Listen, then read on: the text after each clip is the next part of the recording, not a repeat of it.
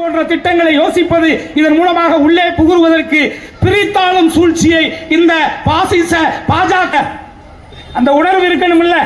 நம்ம கண்ணதிலேயே நம்ம அப்பாலாம் தலைவர் கலைஞர்கிட்ட தானே போய் நின்னாரு. அவர் மூலியமா தானே நம்ம எல்லாம் உருவானோம், வளர்ந்தோம். நம்ம பிள்ளையெல்லாம் அப்படித்தானே டெவலப் பண்ணி கொண்டு வந்தோம்.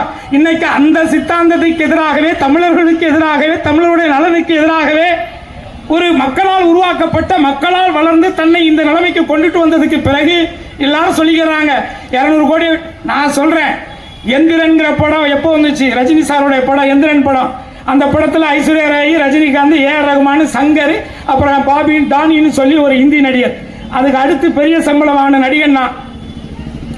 6வது பெரிய சம்பளம் நான் தான் வாங்கினேன் அந்த படத்தில். ஆனால் அப்பொழுதுதான் நான் சார்ந்த என் மக்களுடைய அடிப்படை உரிமைகள் மறுக்கப்படுகின்ற உரிமைகள், மக்கள் தொகையின் அடிப்படையில் என் மக்களுக்கான இடஒதுக்கீடு போன்ற நிலைகளை வரையறுத்து அதற்காகத்தான் நான் இந்த முக்குளத்தோர் புலிப்படைங்கிற கட்சியை நான் ஆரம்பிச்சேன். இப்போ நான் பொருளாதார ரீதியாக அதுக்கு பின்னாடி கீழே தான் விழுந்திருக்கேன். ஆனால் ஏதோ ஒரு 10 பேருக்காகவாது நான் உண்மையாக வேலை செஞ்சிட்டு இருக்கேன். ஒரு சின்ன சந்தோஷம் இருக்கேன் மனசுக்குள்ள. அப்ப அந்த அடிப்படையில் 200 கோடி ரூபாயை விட்டுட்டு ஒரு நடிகர் வர்றாரு, அவர் நினைச்சா ஆல்ரெடி தான் உங்ககிட்ட 2000 கோடி இருக்கேப்பா. 200 கோடி இருந்தா என்ன, இல்லாட்டி என்ன? இந்த இருக்கு என் போனு, இதுல ஒரே ஒரு அக்கௌண்ட் நம்பர் தான் HDFC பேங்க்ல இருக்கு. நம்பர் எடுத்து ஓபன் பண்ணிப்பார். அதிகபட்சம் ஒரு 50,000 ரூபாய் இருந்தா பெரிய விஷயம். 50,000 கூட சேவிங் வச்சுக்க தெரியல. 200 கோடி ரூபாய் வாங்குறவரை ஏன்டா எதுக்குறேன்னு எத்தனை பேர் கேட்டிருப்பாங்க. காசு இன்னைக்கு இருக்கு, நாளைக்கு போயிடும். அது இங்க பிரச்சனை இல்லை.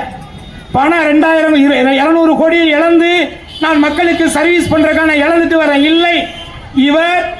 இவரே ஒரு சங்கி தான். நீங்க நல்லா புரிஞ்சுக்கங்க.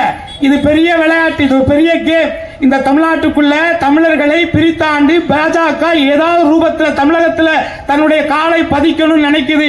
அது சத்தியமாக முத்துவேல் கருணாநிதி ஸ்டாலின் இருக்கும் வரை, அவருடைய மகன் உதயநிதி ஸ்டாலின் இருக்கும் வரை, என்னை போன்ற மனித நேயத்தையும் மதத்தின் பெயரால் மக்களை பிரிக்கின்ற அந்த பாசிச சக்திகளை எதிர்க்கின்ற கடைசி உயிர் இருக்கும் வரை உங்களால் தமிழகத்துக்குள்ளே காலுன்ற முடியாது.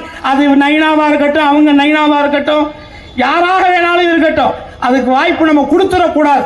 நீங்க வாழ்க்கையில யாராவது பாவம் செய்யணும்னு நினைச்சீங்கன்னா பிஜேபிக்கு ஓட்டு போடுங்க. பாவம்